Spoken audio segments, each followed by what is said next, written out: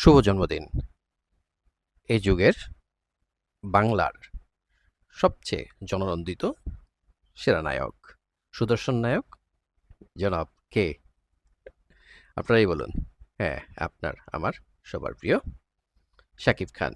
আজকে শাকিব খানের জন্মদিন, তাই আ শুরুটা করছি তার সিনেমা দিয়ে, যেটা আপকামিং রকস্টার। আর আজকে রকস্টারে আমরা জানি আ শাকিব খানের আ জন্মদিন উপলক্ষে তাদের আপনার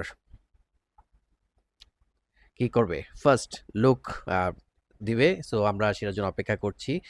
যখন সেটা দিবে তখন আমি বা আমরা সবাই নিশ্চয়ই সেটা নিয়ে অনেক, অনেক, অনেক কনটেন্ট তৈরি করব এবং সবাই যার, যার মতামত প্রদান করবে এবং আমাদের এক্সাইটমেন্ট থাকবে এবং ইতিমধ্যে আমরা যতটুকু আঁচ করতে পেরেছি তা কিন্তু কম না এবং খুব ভালো আপনার ভা কি যাচ্ছে প্রত্যাশা করতেই পারছি খুব দারুণ একটা লুক আসবে। কারণ এই ছবিটা এমন একটা কনটেন্ট নিয়ে হতে যাচ্ছে যেটা আমাদের বাংলাদেশে এইরকমভাবে হয়নি। কারণ মিউজিক্যাল আ আ একটা জার্নি নিয়ে একটা মুভি হবে যেটা আমরা সচরাচর বলিউডে দেখে থাকি। সেটা 'আশিকি 2' হতে পারে, সেটা 'সাইয়ারা' হতে পারে, সেটা 'রকস্টার' হতে পারে। এরকম আমরা অনেক দেখেছি। সো আমাদের এখানে কিন্তু এটা হতে যাচ্ছে। সো এখানে আ আমরা জানি বা জেনে গেছি অনেকে যে একজন একটা গান থাকছে।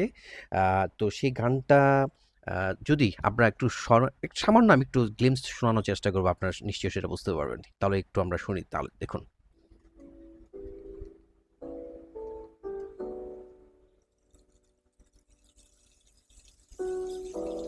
মিউজিকটা কি পরিচিত মনে হচ্ছে?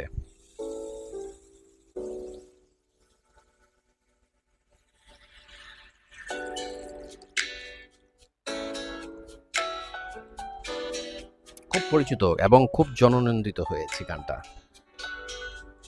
এই গানটা গত বছর রিলিজ হয়েছিল।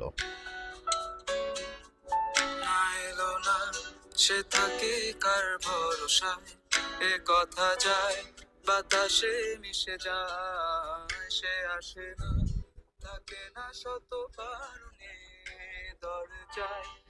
হ্যাঁ, 'লং ডিসট্যান্স লাভ', 'লং ডিসট্যান্স লাভ' নিয়ে যে গানটা খুব জননন্দিত হয়েছিল এবং বিশ্বের অনেক, অনেক ইউটিউবাররা এটা নিয়ে কিন্তু রিঅ্যাকশন করেছে এবং প্রত্যেকে কিন্তু এটার যে ক্রিয়েশন আছে সেটা নিয়ে অনেক, অনেক পজিটিভ রিভিউ দিয়েছে। 'লং ডিসট্যান্স লাইভ' এটা কোক স্টুডিও বাংলাতে ইউটিউব চ্যানেলে রিলিজ হয়েছিল সিজন 3 তে, যেখানে গানটা করেছেন অঙ্কন রয়। আমি যদি ভুল না করে থাকি, হ্যাঁ, অঙ্কন কুমার রয়। সাথে ছিলেন আফরিন। আম এটা আমরা জানি যে এই গানটা আমাদের সবার প্রিয়। আম এইটা যে চ্যানেলটা আছে কোক স্টুডিও বাংলা সেখানে রিলিজ করা হয়েছিল।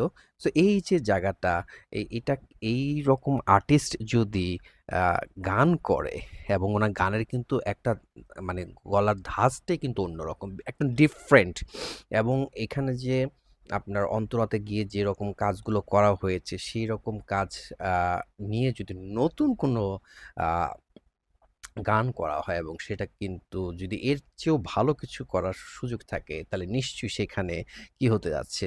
দারুণ কিছু একটা হতে যাচ্ছে। হ্যাঁ, সো আমরা এটা প্রত্যাশা করছি যে অঙ্কনের মতো আরো কিছু আর্টিস্ট হয়তো এখানে থাকবে। সো আমি একটু আ আ আপনাদেরকে একটু এখানে যে ক্রু মেম্বার আছে গতকালকে আমরা জানতে পেরেছি। ক্রু মেম্বারের মধ্যে আমি এটা ইতিমধ্যে আপনাদেরকে বলেছি, এখানে ডিরেক্টর হিসেবে আছেন এই মুভিতে রকস্টারে আছেন আজমান রুশো, স্ক্রিন প্লেতে আছেন নুসরাত ইসলাম মাতি, ডায়ালগ দিচ্ছেন এখানে লিখছেন আপনার স্বাধীন আহমেদ এবং সামিউল ভুঁইয়া, এডিটর হিসেবে থাকছেন এই পর্যন্ত আমরা জানতে পেরেছি আনিস মাসুদ, কস্টিউম ডিজাইন হিসেবে থাকছে সাফিয়া সাথী ও বিথি আফরিন। নতুন আমরা ওদের দেখতে পাচ্ছি এবং ভালো কাজ হবে আমরা শুনছি এবং ইতিমধ্যে কিন্তু তার লুকটা কিছুটা আমরা আঁচ করতে পেরেছি, তাই তো? সো এখানে অ্যাসোসিয়েট প্রডিউসার হিসেবে থাকবেন রুমেল চৌধুরী এবং রিজুতুই আহমেদ স্বর্ণা। ডিওপি হিসেবে থাকছেন আব্দুল মান্নান আর কাস্টিং ডিরেক্টর মোহিত তন্ময়। প্রোডাকশন ডিজাইন হিসেবে থাকছেন তারেক বাবলু। মিউজিক কম্পোজার হিসেবে থাকবেন জাহিদ নীরব।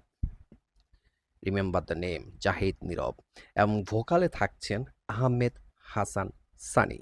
সো এটা হচ্ছে এখন পর্যন্ত কনফার্মড কাস্ট।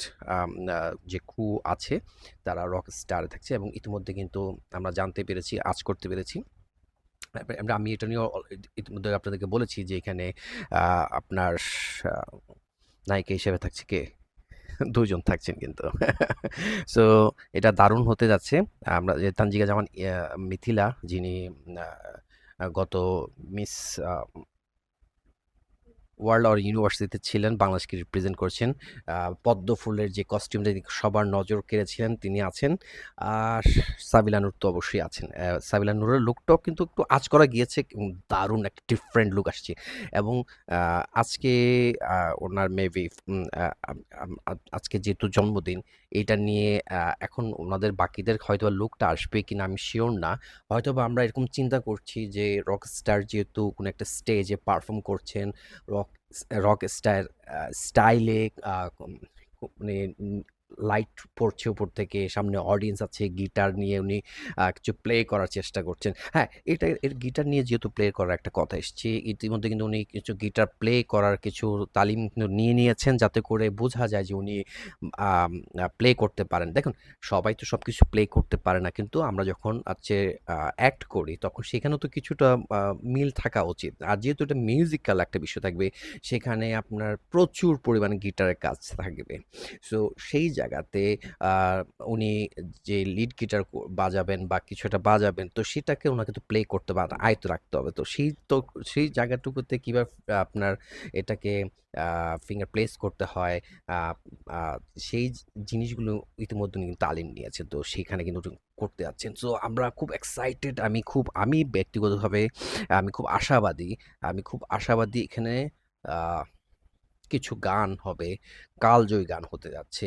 ভাই আশা রাখতে তো আর কোনো সমস্যা নেই। আশায় তো আমরা বুক বাঁধি, তাই না? সো আমরা প্রত্যাশা করব আজকের জন্মদিনে আমরা ভালো কিছু একটা পেতে যাচ্ছি। আর আ নতুন নিয়েই আমাদের সবসময় এক্সাইটমেন্ট কাজ করে। সো প্রিন্সের পরে রকস্টার ভালো একটা রেজাল্ট বয়ে নিয়ে আসবে এবং ইন্ডাস্ট্রিতে একটা ভালো ছাপ রেখে যাবে। আমরা সেইটাই প্রত্যাশা করছি। আপনাদের কার কি মত? আপনারা অবশ্যই সেইখানে জানাবেন। আর যারা ফেসবুক থেকে আমার ভিডিওটা দেখছেন, কি করবেন? ফলো করবেন। আর আমার ইউটিউব চ্যানেলটাকে ভাই কি করতে হবে? সাবস্ক্রাইব করবেন। আর বেশি, বেশি যদি ভালো লেগে থাকে শেয়ার করবেন। আমি প্রত্যাশা করছি আপনারা আমার পাশে থাকবেন। আপনাদের ভালোবাসা পেলে আমি রেগুলার আপনাদের সামনে কনটেন্ট নিয়ে হাজির হব। পরবর্তী ভিডিও দেখার আমন্ত্রণ রইল। ততক্ষণ পর্যন্ত সবাই ভালো থাকবেন। আল্লাহ হাফেজ।